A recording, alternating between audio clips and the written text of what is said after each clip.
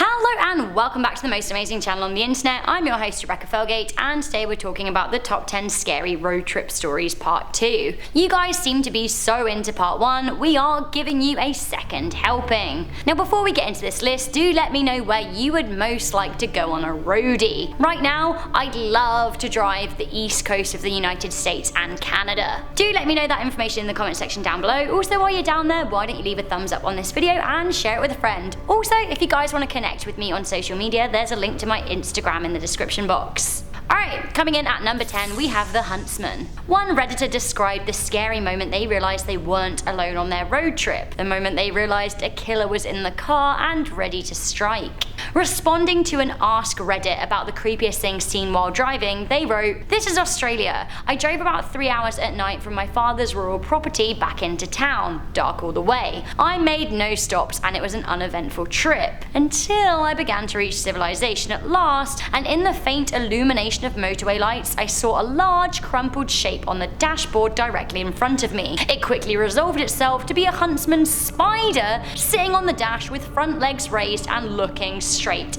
at me. I hadn't opened the door in 3 hours. The thing had been in there with me for 3 hours. I was able to pull over soon at a service station and pump the car full of insecticide. I never found the body." Okay, this may not be a killer in the human sense or even a scary ghost, but a deadly spider riding along with me in assuming like a biting kind of position, scary fighting position, is pretty up there with one of the most terrifying things that could ever happen on the road. Coming in at number 9, we have We Are Family. In December 2014, Redditor Polar Bear Puppy posted this horrifying image with the caption, "I was driving down a woodsy back road in the mountains when I saw something out of the corner of my eye. I don't like the look of this, I'd be screaming for help. This honestly looks like a family of smiley woodland killers with cylinder heads." The picture received 4.1 thousand upvotes on Reddit and over 8,000 views on Imgur. People wrote some pretty fair comments on both of the social media sites too. On Imgur, someone wrote, "You stopped to take a picture and now you're dead," which probably is what happened, except they uploaded it. On Reddit, one viewer wrote, "My gut is saying it's a distraction. You should have been looking the opposite direction." I don't know what, yeah, maybe it's a decoy. The driver didn't seem to know the story behind the picture, but it can't be good. Honestly, looking at it gives me chills. Coming into number 8, we have the wedding dress. YouTube user Bill shared a scary story from a 1 AM car journey he was taking in March 2016. It seems he came across a woman wearing a wedding dress, her face covered with a veil, and she was walking very slowly along the side of the highway, holding flowers in her hand. Incredulous, the driver shot a video of the woman for Snapchat. He then uploaded it to YouTube. Apparently the woman stayed silent and would not respond to offerings of help.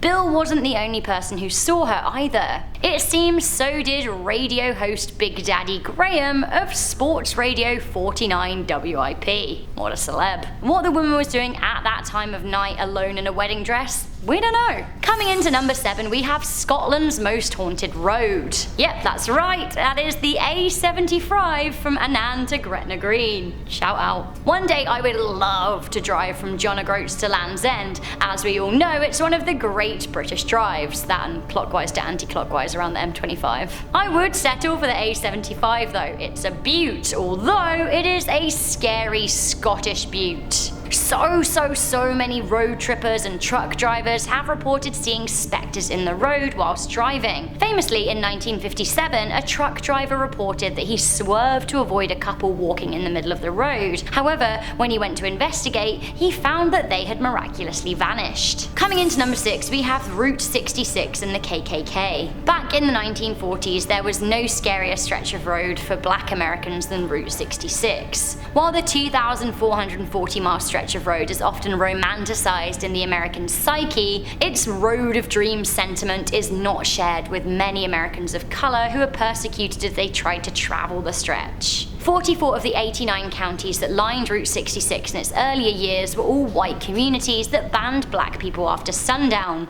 What happened if a black American found themselves in this community after sundown? Lynching, that's what. And of course there were the pockets of KKK organizations. The Ozarks on Route 66, for example, were a popular lynching spot, and the KKK ran rallies near the road approaching Springfield. Like, seriously, what an awful blight on the world's history. Coming in at number 5, moving from Route 66, we have Route 666. What is this? It's a road that you may not want to travel down alone. Route 666, aka the Devil's Highway, is the 6th spur of Route 66, although states that the road runs through, including Utah and Arizona, have renamed it Highway 191 as to avoid superstition. Nonetheless, the Devil's Highway remains, and it runs by several sacred Native American spots. Whether or not that's why the road is creepy remains to be seen, but there have been countless reports of spooky goings on since the road opened. One story comes from Linda Dunning, who said that while she was driving along the road with her husband on one evening, a flaming truck came careering towards them. They pulled over into the desert to let it pass. They were freaked out, but it just sped on off into the distance. The Dunnings aren't the only people to have reported the fiery vehicle either. Coming into number 4, we have a body in the car. In August 2017, a woman drove for 2 days with her dead daughter's body in the car before being involved in a car accident that blew her cover. 37-year-old Erica Newsom was driving with her dead 11-year-old daughter, Kaylee Plummer. Newsom drove into a guardrail in West Virginia and was seen dragging a body into the woods. When the woman was caught, she said that she was trying to drive her daughter from Jacksonville to Buffalo so her father could see her body. Creepy. The incident happened around 760 miles into her trip after Newsom had been driving with the body for 2 days. Western Virginian police said that it was clear that Plummer didn't die in the car crash and that her death was being treated as suspicious. Seriously, who drives for 2 days with a dead body next to them? Ugh. Coming into number 3, we have the Salt Creek Abduction. In 2017, 2 girls appeared in a 60-minute interview on 9HD. 23-year-olds Lena and Beatrice were traveling in Australia and they wanted to go on a road trip from Adelaide to Melbourne. It's supposed to be one of the most amazing drives out there in Australia. The pair advertised for a driver on Gumtree, and when 61-year-old Roman Hines replied, they were very excited to get on their way. Little did they know that the man was a rapist and potential murderer. Soon after they started their journey, the man asked if they wanted to visit Salt Creek Beach to see kangaroos, and they said yes. Now this is where things took a dark and disgusting turn. Hines tied up and raped Beatrice, and when Lena tried to help her, he hit her over the head with a hammer. Eventually the girls managed to escape and found help in a local roadhouse. The police found Hines and he admitted to raping another backpacker in 2014. He's been sent to jail for 22 years. Now I guess it goes to show that you need to be super careful who you trust to drive you.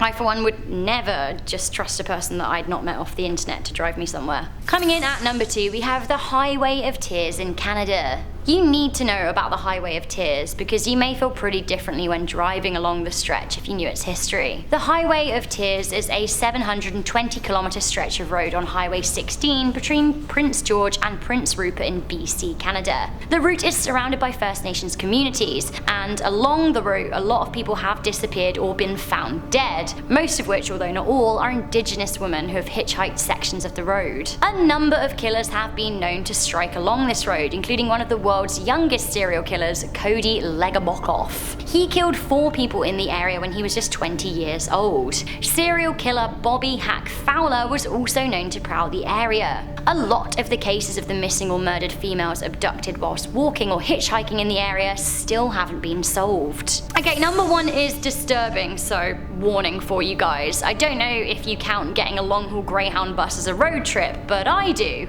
Not everyone can drive, and getting around on a Greyhound or a megabus with a friend and spending hours on the road is sometimes a fun, if a little tiresome, way to travel on a budget. That being said, after hearing this story, I'm quite sure that I never want to go road tripping on a Greyhound ever again. Like, seriously, ever again. We have the murder of Tim McLean. Truly, one of the most horrifying road stories I've ever heard. In July 2008, 22-year-old Tim McLean was riding the Trans-Canada Highway from Edmonton to Winnipeg. As the bus stopped in Manitoba, Vince Weiguang Li boarded the bus. Then he later changed seats to sit right next to McLean. Don't you hate it when someone comes and sits right next to you on a bus when there's other spaces? Nonetheless, McLean decided to sleep, and as he slept, Li slashed and stabbed him with a large knife. Now the bus driver pulled over and evacuated the other passengers on the trip. Li was locked onto the bus and the driver couldn't get McLean's body. He was presumably dead by this point. Li then decapitated his victim, proudly displaying his head to the passengers waiting outside the bus.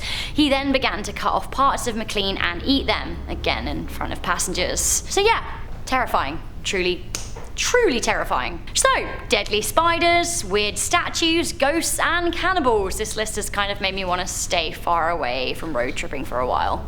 Actually, do you know what? Scrap that. I know that these have been scary stories, but who am I kidding? I love a road trip. If there wasn't a little danger, maybe the sense of adventure wouldn't be so strong. Although I have to say, next time I go, I am packing pepper spray. Okay, before I exit this video, I just want to read some comments from part 1. You guys had loads to say, and I wish I could read all of the comments. G-Girl1 shared a story. She said, "One time when I was like 16, my family and I were on vacation in Missouri. We were driving down the highway when a car pulling a trailer with a forklift on it changed lanes and didn't make room for the trailer and almost knocked us off the road. Luckily, my dad saw it in time and pulled over to the side of the road. I don't think the driver even knew that they almost killed us. That was very scary."